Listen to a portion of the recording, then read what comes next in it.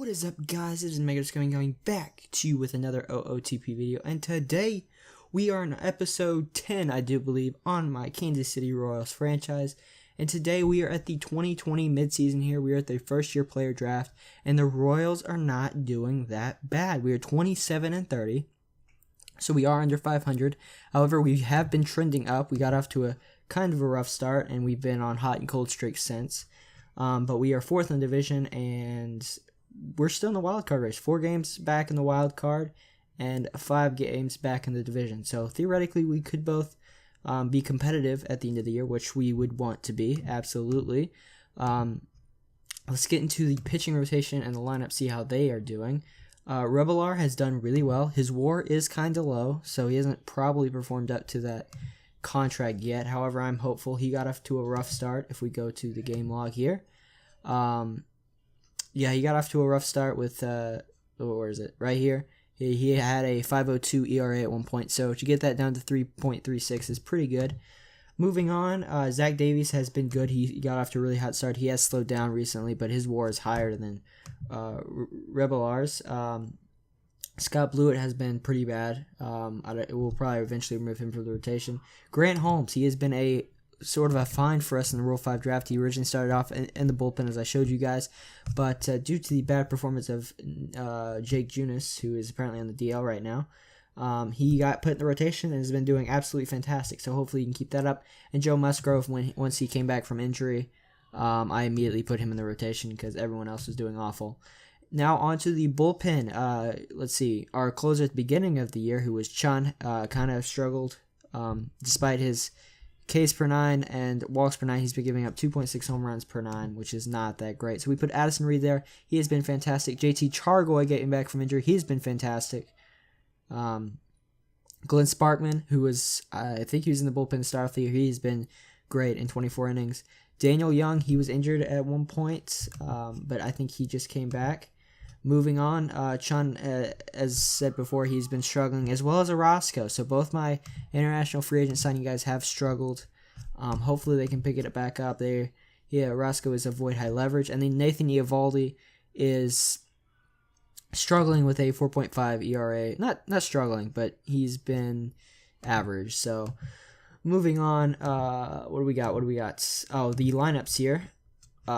So we sent down Aramis Garcia because he was struggling. We called up Delvey Guerin for his defense, and his offense is what it is. His defense is fantastic, though. We acquired him in the Kelvin Herrera trade, who's now with Baltimore. Moving on, Reese McGuire has been utterly fantastic. He's continuing that trend. I don't know when Theo's going to up his ratings, but it's got to come sometime soon with the way he's performing. On pace for 3.7 WAR. Moving on, Ryan O'Hearn has been amazing, on pace for 34 home runs, which is less than last year, but already equaled his WAR from last year, so there is that.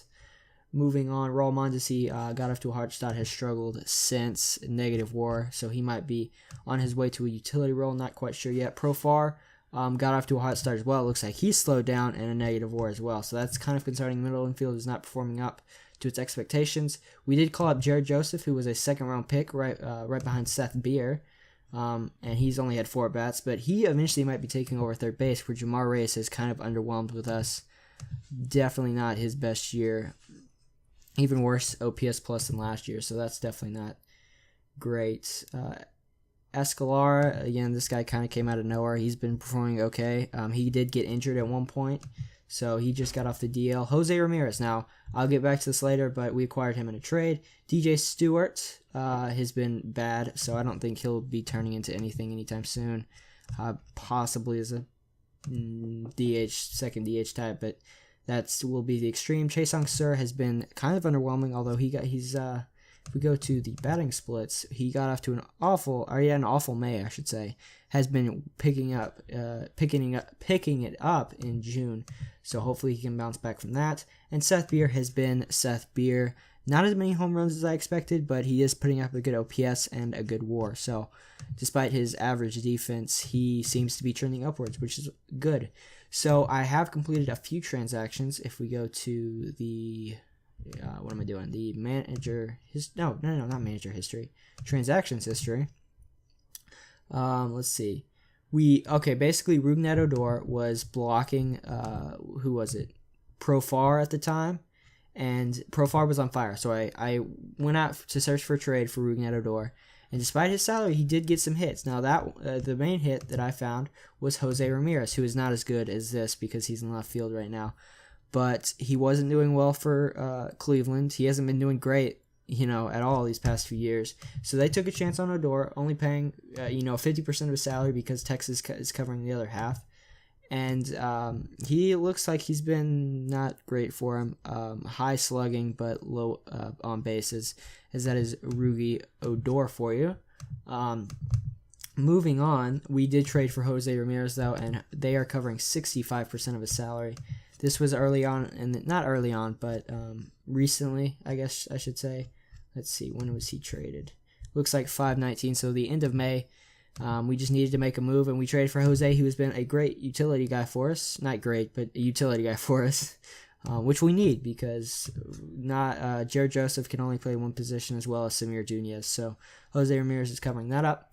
But anyway, let's get into the first-year player draft here.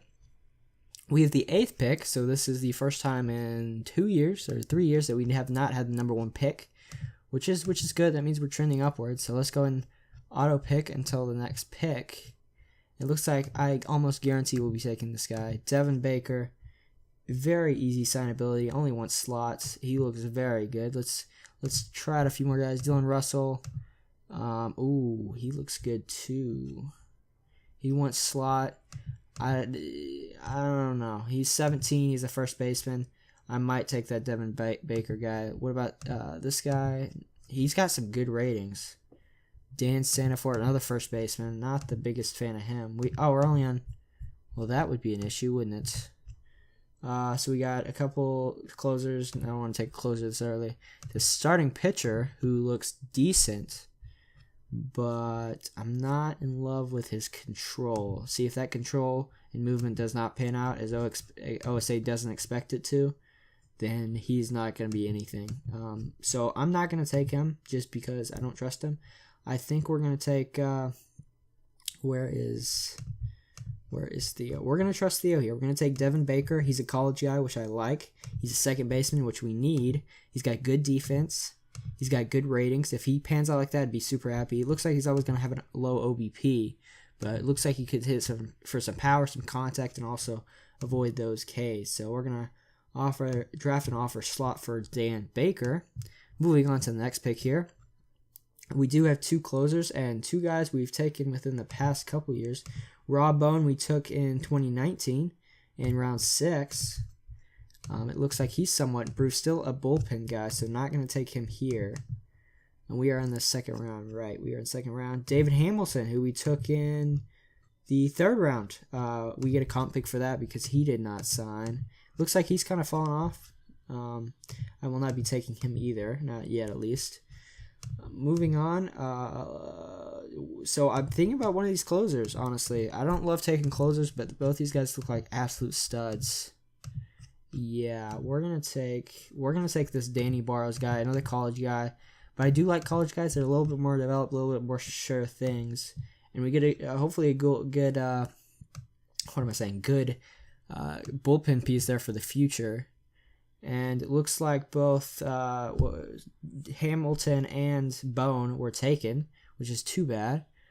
Moving on, we have 2 third-round picks here. We might just take this guy just because OSA likes him. Thomas Dillard. Did we take this guy? No, we were going to, but then no, we decided against it. I don't love his ratings. Moving on. I think we're just going to take that top first baseman. We have 2 third-round picks. This is the 2nd pick. I think we have the 8th pick or the 7th pick or something. We're going to take that guy, draft, and offer the slot. Auto draft until next pick. We on our players, right? Yeah, I think we're just going to take Thomas Dillard. He's 22, again, a college guy. Make sure none of these guys are anything.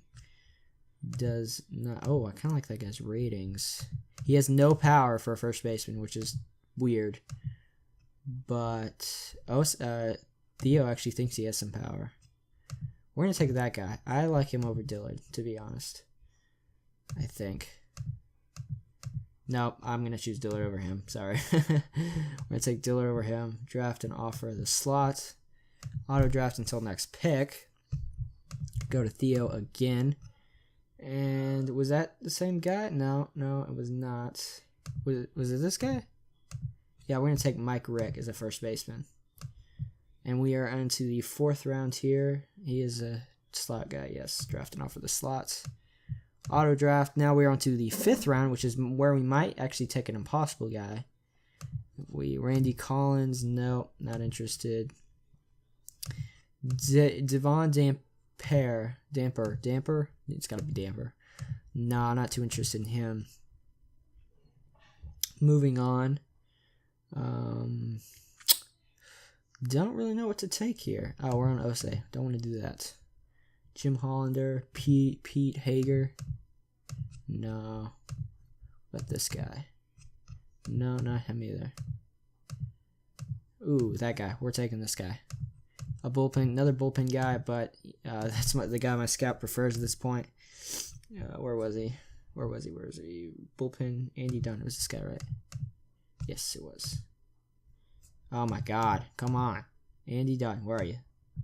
And he only went slot. Perfect. So from there, it looks like most of my guys are going to get taken. We'll just take Devon Dampier. Why not? And then we will complete the drafts. We drafted 6 rounds there. Hopefully within those first 6 picks, we got someone good. I have high hopes for that first round pick we got, that second baseman.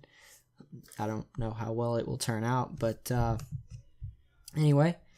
So I think what I'm going to do is to save time, because I will be actually simming on camera to the international free agent signing period. To save time, I'm going to cut out here, offer all these guys contracts. Never mind. I only have one guy I'm going to offer a contract.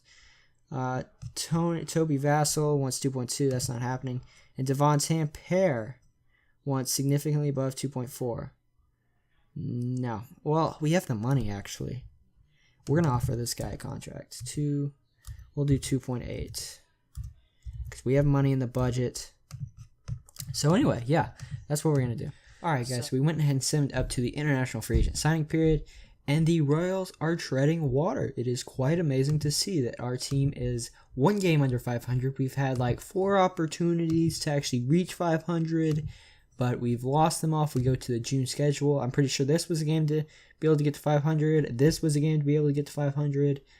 Just we can't get over that hump of getting to 500. However, we are 1 game under 500 at this point. Pitching wise, Rebellar just continues to stay around that 3.6 range. Little bit of a disappointing year, not gonna lie, but he is providing stability at least. Zach Davies has been fantastic, a bargain at that $7.5 million signing. He will be wanting a big payday, which is not the greatest thing for me. However, moving on, Scott Blewett has continued to struggle. Yeah, he will be getting removed from the rotation. Actually, we're going to put Joe Musgrove there for right now and put Blewett as long relief. Moving on, Combs has continued to be average, which is the only thing I can ask for him, really. Nathan Eovaldi complained, so we put him back in the starting rotation, and it looks like he has sucked so far, so don't know how long that's going to last. Addison Reed's been decent. Sparkman's been decent. Young's been decent. Chun and Thompson, who we had to call up for an injury, have been decent. And Orozco's been below average, although he has picked up his WAR, so that is good. On to the lineups, we have Reese McGuire continuing to do well if we were rated by WAR. Ryan O'Hearn has picked it up even more, which is fantastic. Now, Michael A. Taylor, he was on the DL, and I forgot to mention him. We picked him up in the Danny Duffy trade after I realized the Dylan Bundy trade after I realized that was a mistake, along with Nicky Lopez and Cody Sedlock, and he's been nothing but sort of a acquisition for us. I don't know what I was trying to find there, but a 1.6 WAR and only 135 at bat. So if he can somehow keep that up, he would be a big plus to us. Seth Beer. He's actually injured right now. I should probably put him on the DL. I did not see that he got hurt. However, we're keeping him in right now. He's been doing pretty well. On pace for a 2.5 WAR. A little bit worse, but that can be expected with an injury like that. Chase Sung-Sir has continued to rake 802 OPS, and Jeremy Profar has picked it up amazingly well. On pace for 2 WAR now, after having like negative WAR, but when I left you guys off. Jomar Reyes has continued to struggle, and Joseph has continued to show that he should probably be starting at third base, which I am going to do right now because he deserves to be starting. And Jomar Reyes has done nothing to show that he can actually be a capable starter. So we're going to start at third base. There we go, and we'll ask for lineups. Moving on, Jose Ramirez is not starting at shortstop because of an injury. We called up Michael De Leon. Jose Ramirez has done pretty bad, I'll be honest, but he's there for utility. And Rougned Odor has done pretty well for his new team. I could say his defense is bringing him down, but moving on, let's see. Jared Joseph has done fantastic since we called him up, and Escalrala has done pretty well. Looks like his defense is not the greatest, and his bat is a little bit below average. And Jose Ramirez has done pretty bad. Moving on, let's check out the injuries. Daichi Jargoy got out for 6 days. I had to place him on the DL, though, because my pitchers were hurt.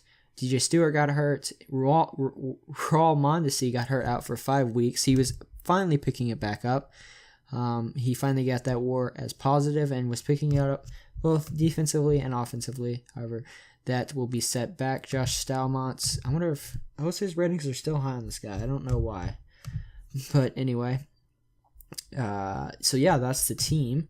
We are, again, 1 game under 500. Now, 4th under division, 6 back. But if we go down here, we are 1 back of the wild card. You heard that right, 1 back.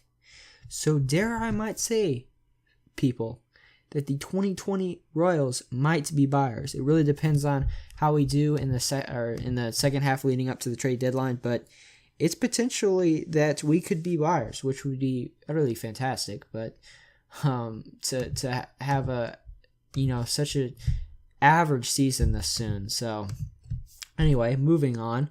Let's go and check out the international free agents. I don't expect anyone to be here. There is one guy though. If he looks fantastic. We go here. So we got one guy, 2.6. I would love to get this guy. I don't know if he'll become a starter, but I want to get this guy. How much do we have? Do we have 3 million? 3 million. Perfect. Okay, let's offer that. We will see how he does. I think we got all our draftees. Devon Zampier declined our offer, so I guess that wasn't enough for him. And we do not want Toby Vassell, I don't think. No, we do not. So